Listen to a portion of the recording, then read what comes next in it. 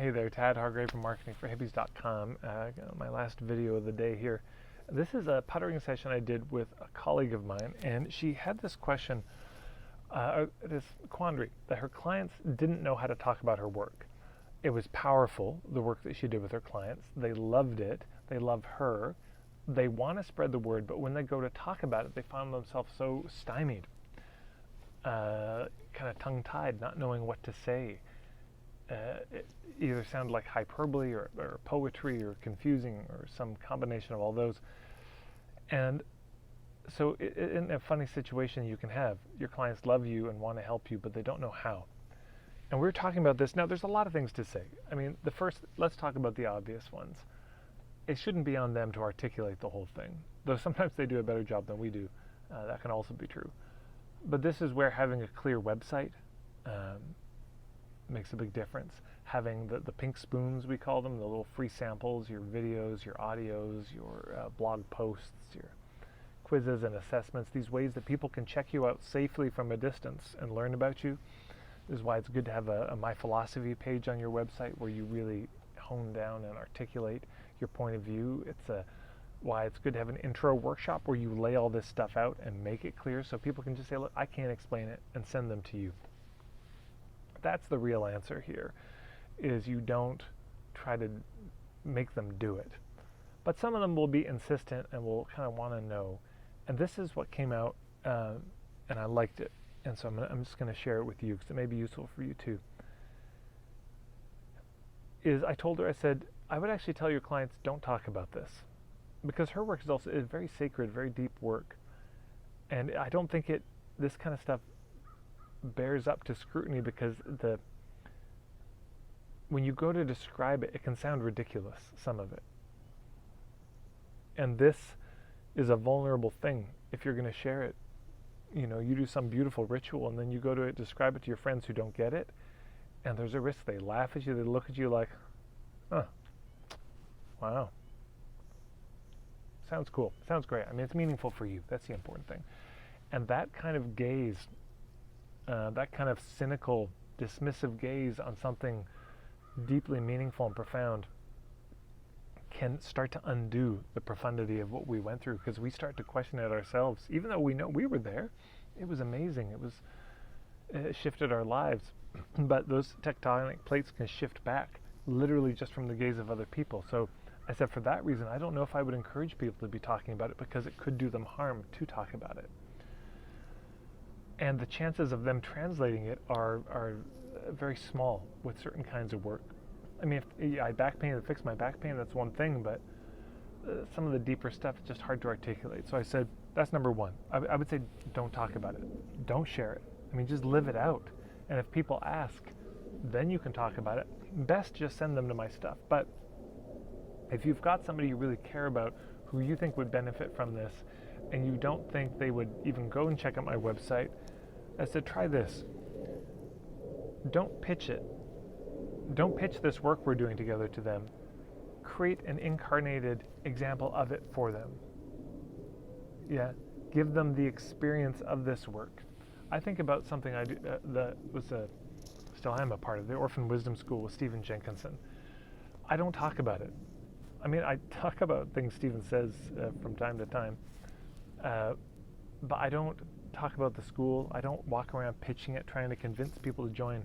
But every once in a while, somebody does express interest. They say, oh, I heard about the Stephen Jenkinson guy in his school, and I heard you went, and would you be willing to talk about it? Then I might. If somebody asks me just, hey, yeah, what's the school about? I give them a real pat answer. So, it's just a kind of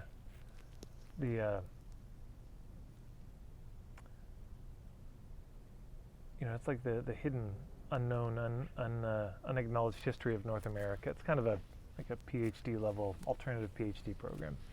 And I say that to actually stop them from asking me, because if that doesn't get their interest, then, but if they're really curious, wow, that's amazing, that sounds great, tell me more, and I can tell they're sincere, and maybe they've heard about Stephen before and they want, then maybe I'll talk to them. But if I'm sincere and I think, I think this could be of use to them, rather than talking about it, here's what I might do instead. I might say, it's a big conversation. Let me, could I invite you over for dinner sometime? And when they come over for dinner, I have all the finest stuff out. My best tablecloth, my best dishes. I've cooked up a beautiful meal. I greet them at the door with a drink for them to have. We say grace, and I do it as well as I can, as beautifully and eloquently as I can. Thanks for the meal and gratitude for them being there. We have a bottle of wine. We toast each other, and I give the best toasts that I can. We eat the meal really slowly. We enjoy each other's company. I listen really deeply. I try to, if they share some views that are different from mine, I try to sit next to them, metaphorically, and see what they're seeing instead of trying to convince them of the merits of my view. I wonder with them about big, important things. We talk about history. We talk about our ancestry and how it is that we're even sitting there in that room at that point. Of course, all the food comes from as good sources as I can get, and it's all grass-fed and from farmers who love their animals and love the world in the way they take care of their animals. Of course, there's some dessert because life is short. And as we're eating, before we even eat, I take a bit of food from both of our plates and put it on this little plate for the ancestors, and we leave that outside after the meal, and I explain what that's for. So you see what I'm saying? Instead of trying to tell them about the school, I'm trying to give them a seat in it for an evening. I'm trying to give them the experience of what it might be like to be sitting in that mead hall, to be sitting in the dining hall after one of the sessions. I'm trying to give them at least the scent of that. And I think doing that is much more effective. It's indirect and more powerful because of it. It's, we can be explicit or implicit in sharing our point of view. And the reality is that the implicit is much more powerful because it doesn't get the hackles up. Storytelling is more powerful than spellcasting in the end. And it's more powerful than persuasion. It's more powerful than trying to strong-arm somebody because people can resist the strong-arming. Well, the spellcasting if they see it as spellcasting, but certainly if you try to persuade them and admonish them and tisk tisk, people resist that. It gets the hackles up, and stories work better because there's no resistance to it. It's just a story, and it works on people in whatever way they need or are available for it. So, a helicopter going up over above. But yeah, so, this helicopter, I'm trying to give them the view like that. It's like, I can't take you to the school, but maybe I can fly you over it and you can get a sense. You can see some of the goings on. I'll get you as close as I can. It's more powerful. So if you have that kind of business and your clients are wondering, how do I talk about it? I would just say, don't talk about it. Please don't. Just live it out. And if people ask, try to give them a taste of it. Give them an experience of it.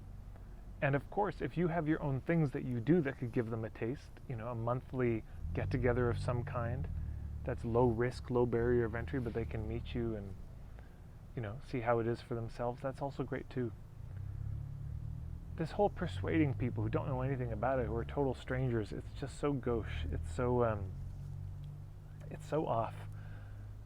It's just better to give them the experience, and then they either like that experience or they don't, and they're going to lean in a little further or they'll lean back, and either is fine. Either's okay. Trying to get somebody to do something that isn't really a fit for them, that isn't in alignment with their personality or their soul is just, it's no good, no bueno. So there you go. I remember this conversation. I had it about a month ago, and I've been meaning to do a video on it ever since. So hopefully that's of some use. I'd love to hear your thoughts in the comments below. More videos coming. Take care, everyone.